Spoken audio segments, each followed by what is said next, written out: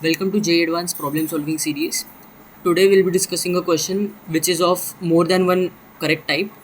The main concept it covers is definite integration, but also it covers increasing and decreasing functions and even odd functions. So let us start. The question says that f of x is a function which is integration of 1 by x to x e to the power minus t plus 1 by t dt. Let me write the function. So this is our function. Now if I want to check the option number D or option number C, it is the simplest option to check. I can write it as f of 1 by x, and I'll replace this x with 1 by x and 1 by x with x, and the rest of the terms will be same.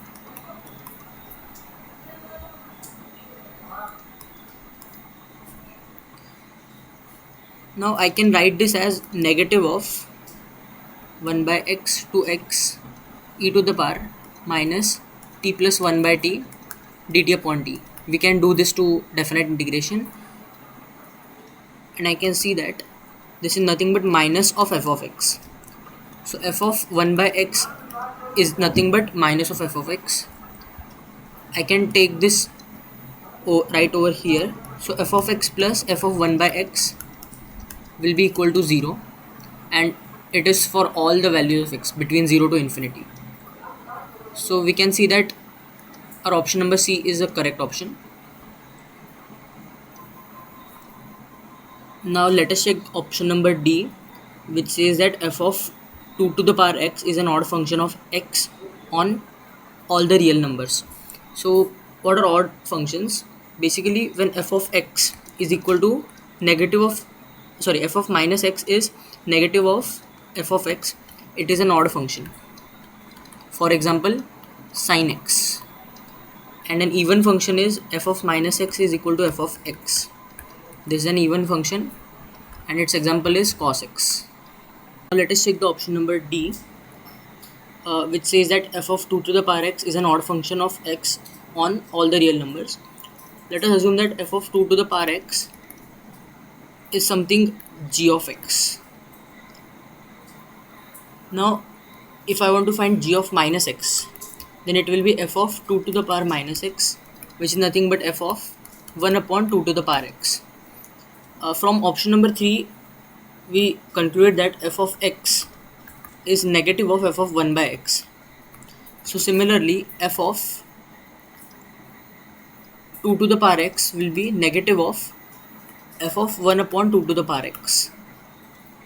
F of 2 to the power x was g of x, and it was negative of g of minus x. So this thing says that g of minus x is nothing but negative of g of x. But that means f of 2 to the power x is an odd function. So option number D is also correct. Option number A and B. Option A says that f of x is monotonically increasing on 1 to infinity, and B says that f of x is monotonically decreasing on 0 to 1. So first let us find the derivative of f of x, which is given by f dash x, and since f of x is an integral, so the derivative is given by Leibniz rule.